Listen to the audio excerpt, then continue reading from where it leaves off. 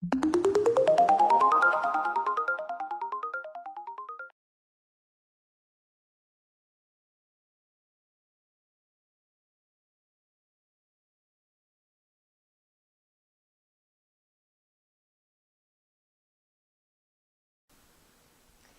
sou a doutora Luísa Lina Villa, eu sou professora da Faculdade de Medicina da USP e também da Faculdade de Ciências Médicas da Santa Casa, em São Paulo.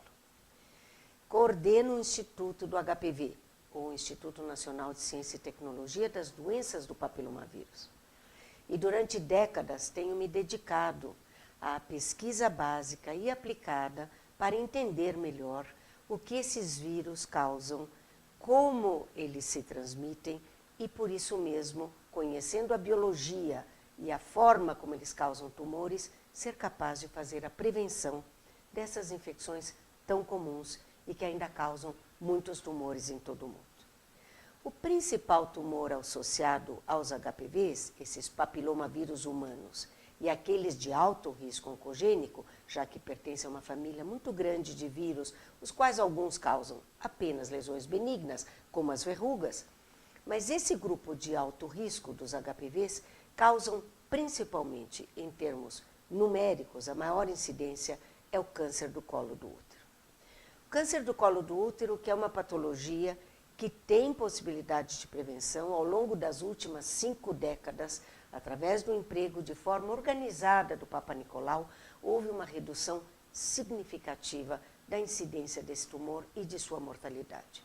Mas, infelizmente, existem várias regiões do mundo onde não só os programas não estão bem implementados, como há muitas mulheres que não acedem ao programa, ou se chegam a fazer o seu teste, não são adequadamente referidas ou tratadas. Daí, ainda contarmos com quase 300 mil novas mortes por câncer do colo do útero em todo o mundo, 80% delas em países em desenvolvimento. Então, essas diferenças vão existir não apenas pelas diferentes programas de controle do câncer do colo do útero no mundo, melhores em países mais desenvolvidos que naqueles menos desenvolvidos, mas também porque existem algumas características sociais e comportamentais e econômicas que permitiriam que esses vírus se mantivessem, fossem transmitidos de uma maneira que aumentassem o risco para o aparecimento dessas doenças. Então, esses HPVs são pequenos vírus oncogênicos, eles causam câncer. E esse conhecimento se acumulou nos últimos 30 anos. E é extremamente importante, resultou até num prêmio Nobel, porque era o conhecimento de um vírus que podia causar câncer carcinógeno tipo 1 pela Organização Mundial da Saúde. Então, nós não estamos falando de um cofator, de alguma coisa que contribui, mas de um agente sem o qual não haveria o câncer do colo do útero. Não é só o câncer do colo do útero, mas outros tumores também que esses vírus que causam proliferação de células epiteliais, epitélio, revestimento externo, cutâneo, quanto interno, mucosas, de diferentes órgãos. Então, nesses diferentes epitélios, quando o vírus é de alto risco, os mais conhecidos, os mais oncogênicos, HPV tipo 16 e 18, como é muito bem conhecido hoje em dia, eles podem também causar tumor em outros locais. Então, vamos destacar os principais tumores causados por HPVs de alto risco, principalmente HPV 16. Na vulva e na vagina, em proporções menores de associação que no colo de útero, onde 100% dos casos são atribuíveis a HPV, vulva e vagina tem uma parte por outros fatores, mas 50%, 60%, 70% na vagina causados por esses HPVs. Canal anal. Estamos falando de uma região genital anal. Canal anal também. 80% dos cânceres de canal anal são causados por HPV, principalmente HPV 16.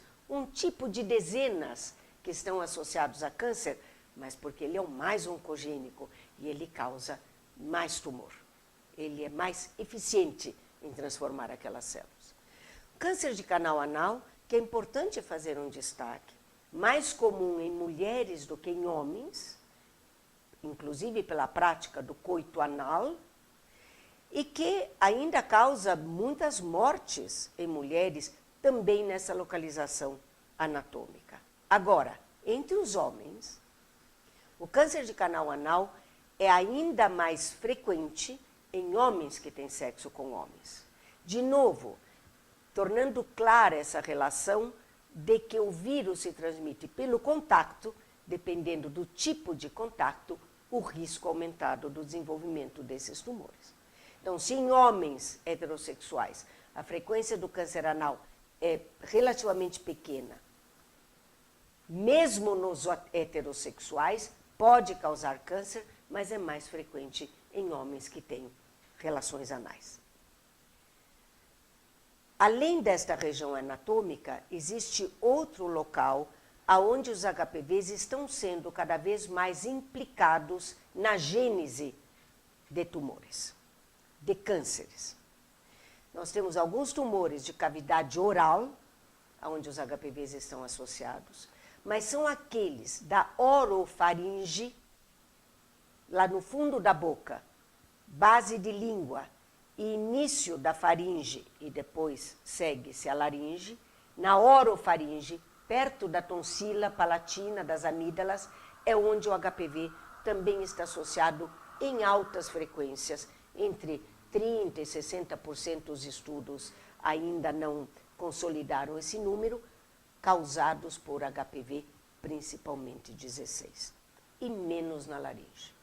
Obviamente, nessa localização anatômica, como já alguns estudos indicam, o contato que levaria o vírus a esta região, que eventualmente imortaliza e transforma células na orofaringe, seria o contato pelo sexo oral. Não é o único fator que leva o vírus nesta localização anatômica ou em qualquer parte do nosso corpo, porque nós sabemos que, na verdade, esses vírus são transmitidos pelas células, qualquer manipulação pode transmitir esses vírus. Então, mesmo quem não utilize algumas das práticas sexuais que eu mencionei, poderá levar pelas próprias mãos. De uma região do seu organismo que tem o vírus para outra, ou na manipulação de parceiros, do seu organismo para o parceiro ou para a parceira. Isso está demonstrado, os vírus estão presentes em superfícies, nos epitélios do nosso organismo, em larga escala, inclusive em crianças, inclusive excluindo qualquer questão de abuso, pela própria manipulação, transferência, mãos que vão à boca ou vão para o rosto, o que a gente está fazendo constantemente ao manipularmos, por motivos diferentes, o nosso corpo. O vírus vai junto com as células e, às vezes, a infecção se estabelece. Então, nesse aspecto, falando de infecção, creio que é muito importante destacar que é um número muito grande de pessoas infectadas, pelos motivos que eu acabo de dizer. Os contatos são comuns e não apenas quando nos relacionamos sexualmente, mas é absolutamente indicativo do que eu estou falando, o fato do que eu estou dizendo, o fato de que no início da atividade sexual é onde a gente registra as maiores taxas de HPV, porque é onde o contato começa a ocorrer nessas regiões anatômicas de forma mais íntima. E o vírus passa assim, e o vírus é transmitido com boa eficiência.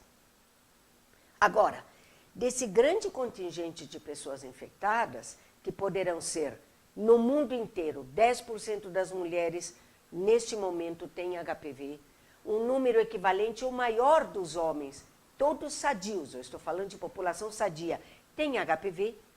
Ah, mas tem HPV, então vou ter câncer? Não, então vamos conversar um pouco sobre essa relação. Muitas pessoas infectadas, de crianças até idades mais avançadas, mas uma relação com o câncer que é de um contingente muito menor de indivíduos. O que claramente demonstra que ter o vírus não é uma condição suficiente para ter câncer. Está muito claro, mas ela é necessária. Se eu não tiver o vírus, eu não vou ter aquele câncer causado por HPV. O exemplo já bastante estudado e conhecido, definido, câncer do colo do útero. Se eu não tivesse HPV aqui, seja quando eu iniciei a atividade sexual, seja no momento que eu adquiri o vírus, eu nunca terei câncer do colo do útero. Para outros locais anatômicos, eu poderei ter. Eu posso ter câncer de orofaringe sem ter HPV, por outro motivo.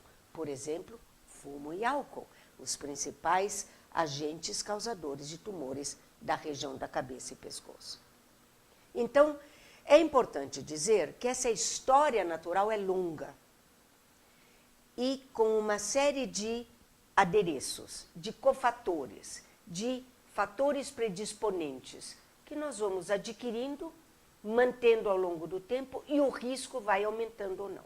Um exemplo clássico, eu me expus ao vírus e eu também tenho o hábito de fumar, eu estou aumentando o risco de ter uma lesão precursora e um câncer por HPV. Fumo é um dos principais agentes promovedores de tumores, e o pessoal pensa só em pulmão, não. Em vários tumores em todo o organismo, que podem atuar em conjunto com outros agentes etiológicos como HPV. HPV e fumo aumenta o risco. HPV sozinho, HPV mais fumo, outro risco. O uso de contraceptivos orais. Ao longo do tempo, as mulheres com doses elevadas de hormônios para fazer a contracepção têm um risco aumentado. E está associado, inclusive, com as questões de paridade, mulheres que têm mais filhos, certamente destacando-se como cofatores, porque é a característica de aquisição desses vírus, os eventos de atividade sexual. Número de parceiros e assim por diante. Né? Isto é os principais fatores que podem levar ao risco do desenvolvimento de tumores. Mas ao longo, tumores associados ao HPV, mas ao longo dessa história, o nosso organismo, se imunologicamente competente, é capaz de controlar essas infecções. Por isso que você tem um grande número de pessoas infectadas e um número muito menor de pessoas com câncer causadas por esses vírus. Então, de uma maneira geral, o nosso sistema imune reconhece o vírus, ou reconhece a célula infectada pelo vírus, perdão, e a elimina.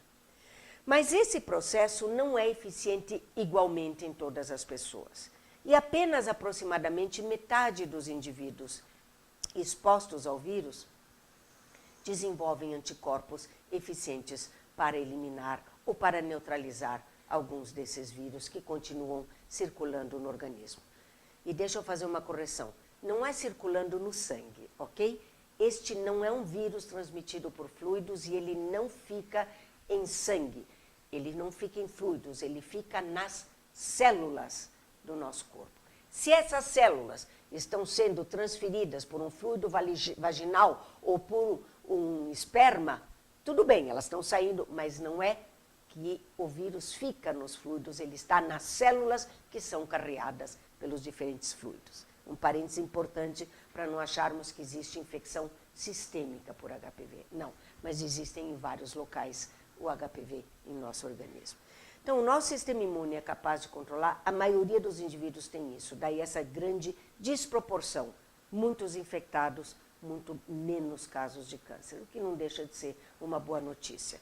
Mas que me leva ao parêntese de que, por outro lado, nos indivíduos imunocomprometidos de alguma forma, ou pior, imunodeficientes, todas essas questões, essa história natural é absolutamente exacerbada e com um caminho que vai quase direto às lesões precursoras e ao câncer invasivo em diferentes locais.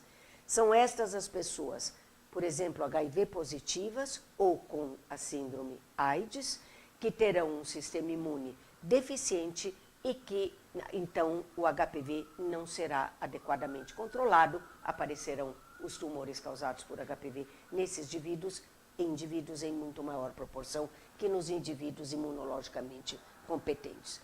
Outros casos são os casos de pessoas iatrogenicamente imunodeprimidas para, por exemplo, manter um transplante de um órgão. Então, você tem que deprimir o sistema imune ou controlar para que não haja rejeição e, nesse caso, são também indivíduos mais susceptíveis a contrair as doenças causadas por HPV. Então, feito esse parênteses, Na história natural, diante de uma série de cofatores, nós estaremos expostos ao longo da nossa vida a desenvolver, a ter a infecção e desenvolver algumas dessas lesões. Existe um dado consolidado na literatura que ao longo da vida de um indivíduo, a probabilidade de você se infectar por HPV é de 80%. Esses vírus são comuns, esses vírus estão no ambiente, esses vírus você não precisa ser alguém absolutamente especial ou absolutamente, com não sei, centenas de parceiros para se infectar. Os casos, na verdade, muitas vezes de infecções por HPV ocorrem em populações onde a mulher é monogâmica, o homem talvez não o seja, mas onde existe uma troca de HPV entre um grupo relativamente pequeno ou ocasiões não tão grandes de exposição, justamente porque o vírus se transmite com bastante eficácia. Então, cuidado para não colocar também o estigma da mulher ou do homem, que é absolutamente promissor. Não, o HPV está e pode afetar a todos os indivíduos. É importante, não só mulheres quanto homens, porque aqui eu percebo que discuti tumores em diferentes localizações e não insisti que, apesar de raro, em certas regiões do Brasil, da África e da Ásia, os cânceres de pênis, metade dos quais são causados por HPV, obviamente afetam o homem de forma significativa. HPVs, os mesmos tipos que causam o câncer do colo do útero. Mais especificamente o 16, que é o tipo mais oncogênico dentre todos eles. Então, diante dessa história natural e dessa possibilidade de considerar, eu sei quem é o agente etiológico, eu sei que existe uma série de cofatores que, em conjunto, disparam um processo maligno, um processo tumoral em distintos sítios anatômicos, afetando mulheres e homens. Um número grande de casos em todo o mundo. Se nós somarmos todos os tumores causados por HPV, incidência anual no mundo, nós nos aproximamos perigosamente de mais de 700 mil novos casos a cada ano. É um número significativo de tumores associados ao HPV no mundo, afetando mulheres e homens. Se nós temos esse conhecimento, e nós também sabemos que a história natural é lenta, que é um dado também muito positivo. Não é que eu me infecto com HPV ao início da atividade sexual e 3, 4 anos depois eu já tenho um câncer. Não. Esse é um tumor que, principalmente no colo do útero, mas também nas outras localizações, que tem um desenvolvimento que pode ser de 10, 20, 30 anos. Significa que eu deveria ter a oportunidade de intervir ao longo desse período. Né? Não é um ano, não é no próximo ano, 10, 20 anos. Como é que a gente faz isso e já está fazendo há décadas para o câncer do colo do útero? Nós utilizamos um teste que remove células, ou que analisa as células removidas do colo do útero, analisa a morfologia dessas células e observa se essas células têm alterações sugestivas de pré-câncer ou câncer. É o teste do Papa Nicolau. E se recomenda, em programas de rastreamento, que se façam seguidas vezes para ter a oportunidade de detectar antes que seja um câncer invasivo. Então, esses são os programas de rastreamento mais ou menos organizados em todo o mundo. É importante dizer que no Brasil, como nós não temos um programa organizado em toda a nação, em alguns locais mais organizado que em outros praticamente não está bem organizado, ou não existe, nós vamos ter, então, no Brasil, como sendo um dos países do mundo que ainda tem taxas intermediárias consideradas elevadas de câncer do colo do útero. O exemplo aqui é muito importante. Falamos de uma taxa de incidência de 20 por 100 mil, comparado com 1 a 5 por 100 mil nos países desenvolvidos. Claro que existem países como a África, onde é 50 por 100 mil, 2,5 vezes mais que no nosso país. Por outro lado, e vejam que dado tão importante, nosso país de dimensão continental também mostra características de distribuição dos tumores que coadunam ou correspondem aos diferentes níveis socioeconômicos e acesso à saúde. Essa taxa de 50 por 100 mil, ou até mais elevada, é observada em Manaus, Amazonas, aonde as mulheres têm as maiores taxas de incidência de câncer de colo de útero do país, da América Latina, comparada talvez só à Colômbia, algumas regiões da Colômbia, e dos países africanos. E, obviamente, o desenvolvimento do Brasil há que se considerar maior que países que têm essas taxas de incidência, como alguns países africanos, com uma condição muito menos desenvolvida que a do nosso país. Mas vejam as diferenças regionais. No sul do país, nós vamos registrar as taxas de 10, 12 por 100 mil. Viram a diferença? Um alerta importantíssimo. Centro e norte do nosso país, nós temos as maiores taxas de incidência e também de mortalidade, porque toda a questão da rede de saúde e do acompanhamento implica em que estas mulheres não sejam eventualmente não sejam adequadamente indicadas ou triadas e tratadas adequadamente. Então, essas diferenças vão existir no nosso meio também. Então, se de um lado o Papa Nicolau não consegue, pela cobertura, pelas diferenças regionais, pelas regiões de difícil acesso, para que a mulher faça um teste desse tipo, e mais importante que só colher o teste, que vá a um laboratório que dê um resultado com qualidade. Em torno de metade dos testes de Papa Nicolau tem resultados falso-negativos. Sensibilidade baixa. Isso significa que alguém foi para casa, às vezes, com resultado normal e não é normal. Certo? Ou recebe um resultado positivo e não tem encaminhamento para fazer uma colposcopia ou para fazer um tratamento. Passa-se um ano. E nesse ano, se for um câncer invasivo, nós sabemos que as chances de tratamento e cura desta mulher diminuem drasticamente e poderá até morrer antes de ser tratada. Então, estas questões que não ocorrem só aqui, mas que têm implicações em todo o mundo, obviamente, fizeram com que há quase 20 anos se começasse a considerar como fazer uma prevenção que atingisse a maior parte da população de forma eficiente e que impedisse, então, essa série de eventos que eventualmente chegam ao câncer de colo do útero. E eu estou falando do desenvolvimento de vacinas profiláticas contra HPV.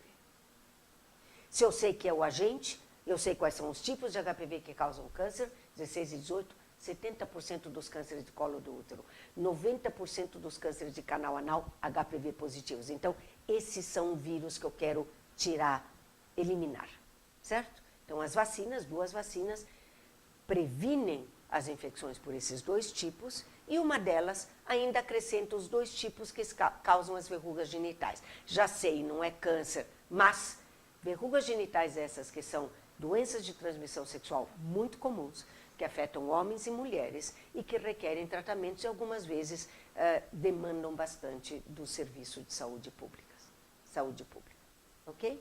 Então, através das vacinas, e já muito bem demonstrado e felizmente reconhecido por muitos países como uma intervenção primária para a prevenção no fim da linha do câncer, se previne a infecção que causa o câncer, faz com que a gente possa dizer hoje que há vários países que já registram a redução significativa de infecções, de verrugas genitais e das lesões precursoras do câncer. Eu estou falando de dados de 6 anos de introdução da vacina, então é muito recente, lembrem-se, 10, 20 anos para desenvolver o câncer. Então, são dados daquelas lesões que a gente já pode ver, provavelmente numa década, em 10 anos nós vamos ver redução de câncer, porque essas vacinas têm essa eficácia demonstrada em ensaio clínico e agora nos programas de imunização nos países que estão introduzindo isso em plano nacional. Felizmente, o nosso país está fazendo isso desde o ano passado, vacinando as meninas de 9 a 13 anos, como a maioria dos países optou em fazer. Por quê? Porque, para ser mais eficaz, deve se prevenir antes da exposição. Qualquer vacina você faz isso, você dá para a menina, para o bebê, para o menino, antes que se infecte. E isso a gente se escolhe a faixa da adolescência para poder ser eficaz ao início da atividade sexual, impedindo que ocorra a infecção. E nós vamos ver a redução dessas taxas um dia no nosso país também, se tudo der certo. Então, é um conjunto de medidas, não é só vacinação.